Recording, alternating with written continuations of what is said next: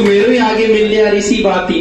बाकी शुरुआत में आयो तो थोड़ो सो उपद्रवी टाइप को हो गुरुजी जोड़ क्यों करियो तो लड़ी क्यों को नहीं क्यों बताऊंगी क्यों लड़ी। तो शुरुआत में थोड़ी 2-4 दिन आठ में थोड़ी बातें करी मैं टबरियो किया फिर अब जचियो 2 मिनट मेरे इन्हें जैसे सूरज भाई ने दिया ठीक उसी प्रकार से मैं भी स्टूडेंट आम स्टूडेंट की तरह से मेरे 2 विचार प्रकट करना चाहता हूँ। दोस्तों सबसे पहली बात यह है कि मैं जयपुर से आया हूँ।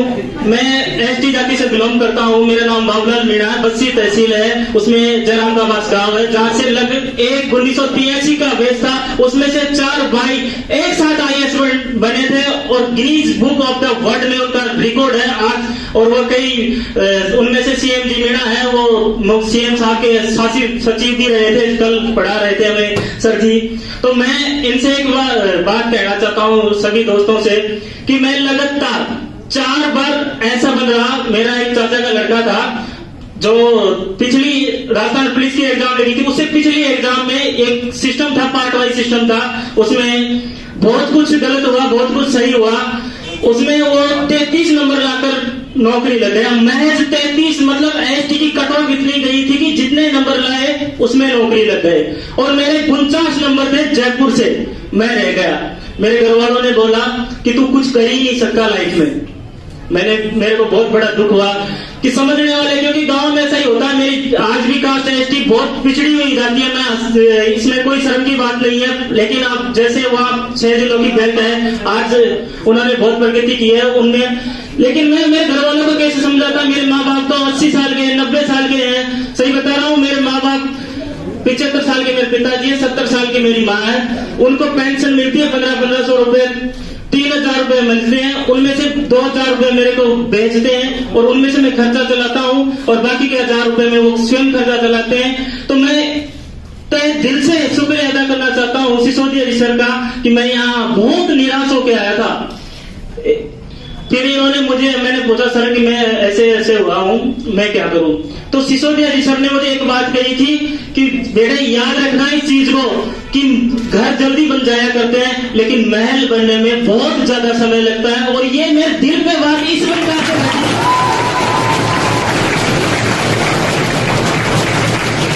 क्योंकि दोस्तों दुख होता है। मैं पिछली जीडी कांस्टेबल की एग्जाम थी, उसमें से 100 में से 81 नंबर ईमानदारी से लाया था। अगर किसी को विश्वास नहीं हो तो मेरे पास से इसमें पड़ा है। 81 नंबर से IST की कट ऑफ गई थी 82.67। कितने 81 नंबर थे मेरे और कट ऑफ गई थी 82.67। मेरे दिल में एक आज भी जज्बा है कि मैं बैंक की नौकरी करूं, देश के लिए शहीद हूं। पर क्या करूं, किस्मत ने साथ नहीं दिया। 2 बार मेडिकल हुआ, उसके बाद मैंने मेडिकल फाइट किया। मेरी सांगोली में थोड़ी चोट थी, एक बार मेडिकल में फेल कर दिया, फिर मैं वापस गया, मेडिकल फिट हुआ, लेकिन 100 में से 81 नंबर लाया और उसके बाद भी मैं फेल हो गया। तो दिल ऐसा टूटा कि सब कुछ खत्म करने का मन कर दिया। फिर मेरे माँ बाप को जब मैं खेत में काम करते हुए देखता था कि नहीं यार ऐसा नहीं हो सकता कि वो 33 नंबर लाने वाला ज्ञान बांटता है कि यार तूने तो कुछ किया ही नहीं। अरे साले बराबर में आके देख, तुझे पता लगेगा मैं तूने क्या किया, मैंने क्या किया। सोचने की बात है। और दोस्तों मैं सही बात बताता हूँ, आज आप कितनी भी मेहनत कर लो, कितनी भी ये गटर मस्ती कर लो, कुछ भी नहीं होगा लाइफ में। क्योंकि इस दुनिया में सबसे बड़ा रिश्ता उसी का होता है जिसके पास पैसा होता है। ना कोई बाप होता है, ना कोई भाई होता है, और एक और सुभाष जी सर को भी मैं बहुत बहुत धन्यवाद देना चाहता हूँ कि आपने 1100 रुपए में वो सब कुछ स्पेशल मेरे जैसे लोगों के लिए वो किया कि मैं यहाँ वहां से जयपुर से चलकर यहाँ कोचिंग आया। मैंने पढ़ा, मैंने एक दिन ऐड देखा था यूट्यूब पे चलते हुए कि मात्र 1100 रुपए में कोचिंग कराते हैं। मैंने विश्वास नहीं हुआ मुझे इस चीज का, 1100 रुपए में। मैं तो सब कुछ छोड़ के बैठा था।